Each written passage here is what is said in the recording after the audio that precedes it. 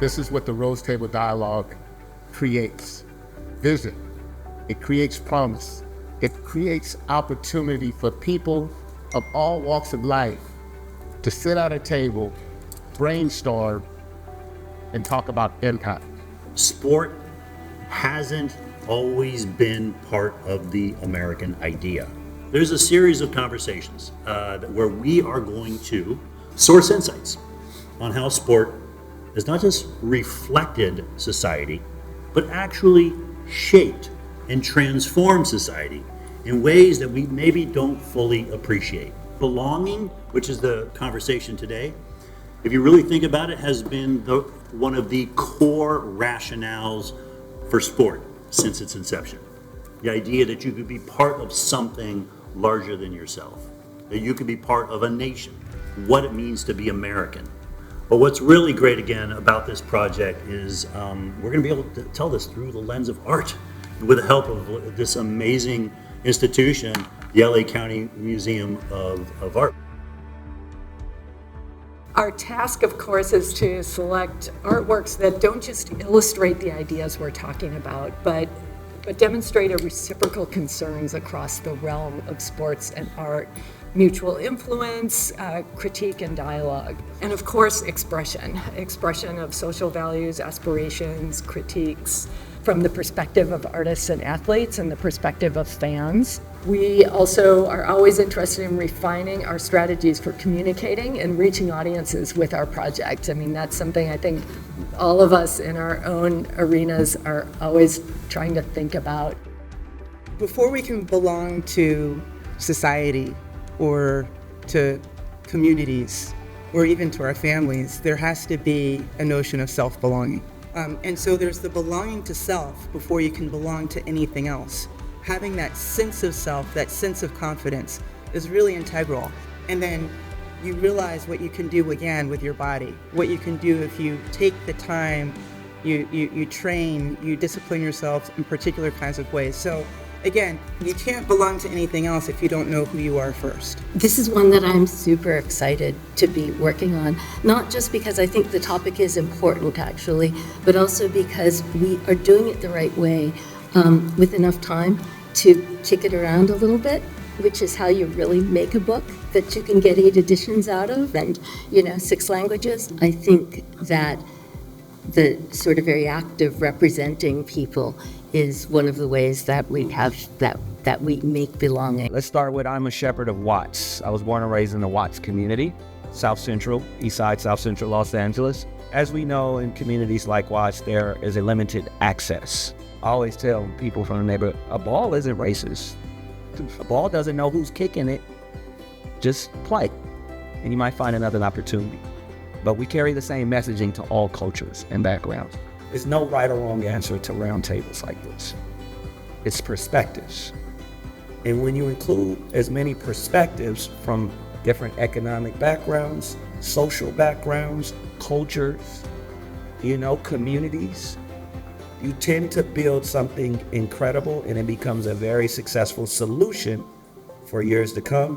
What I realized about these guys, these celebrities, is once they make it to this level, a lot of times they don't like to talk about the deeper, more connecting tissue. Part of my job is creating that trust factor to be able to crack the code behind these giants, to be able to create that connective thread so that people from lots and all over the world can actually participate and say, okay, that could be me, and I see me in the celebrity, so I'm going to listen to the story. When we think about belonging, we're talking about being seen, being heard, being welcomed, and then being valued within a particular context.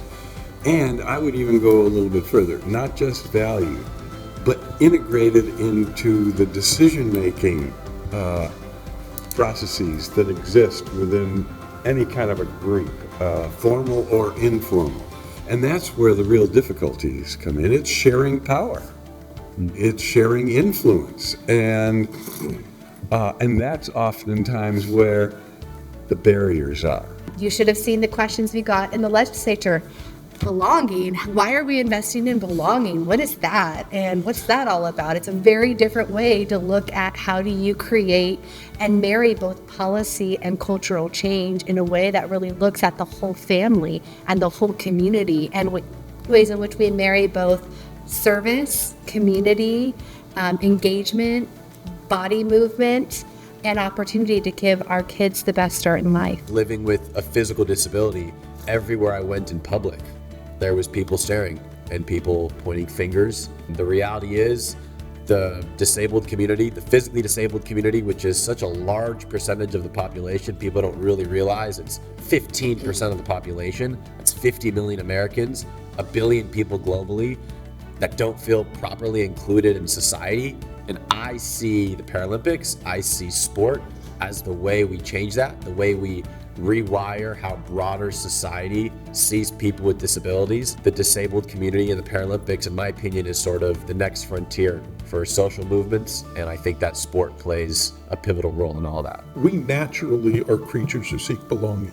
I mean, in everything from interpersonal relationships to marriage to everything else, we seek a place to belong.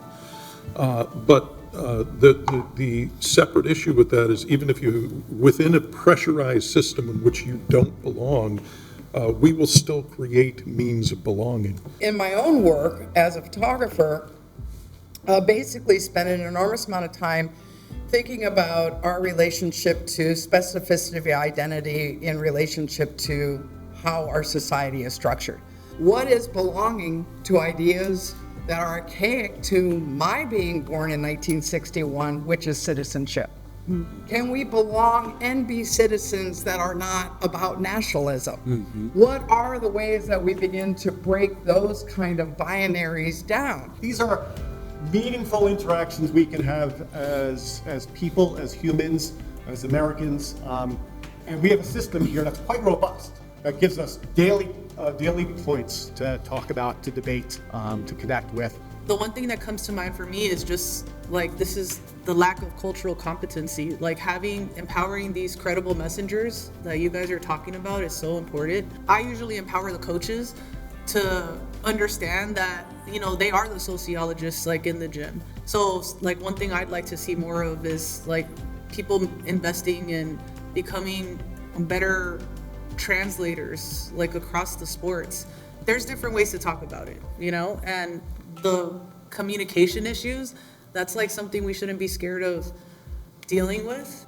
And it really, from a systemic point of view, to shine a light on those kinds of things, and people will say, that have a bias around, well, where are you going to get the money?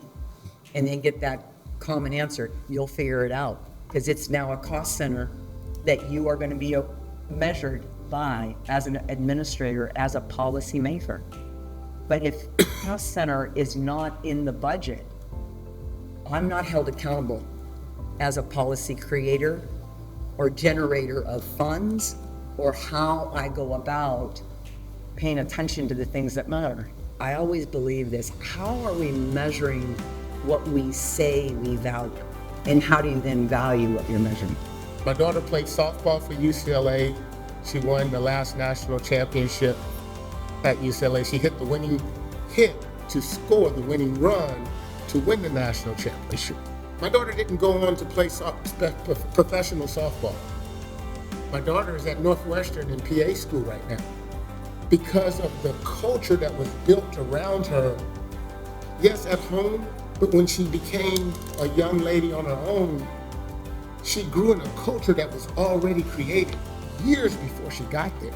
This has been great to bring out exactly those kinds of insights and comments about place and where belonging can happen in many different places, in neighborhoods and communities, in stadiums, in schools. How do we create more belonging in our society? Right, so if belonging is part of being a group, you talked about very eloquently. How do we extend the sense of belonging to everybody? How can sport do that? Thank you to the Rose Bowl Institute for hosting this. I also want to thank Binta and Manat, the firm that she works with, for supporting the series. They're the presenting sponsor of the entire conversation series, Why We Play. Look forward to working with you guys in the future. It's all about building network. Continue to build network. Just want to say thank you. Rylan, thank you.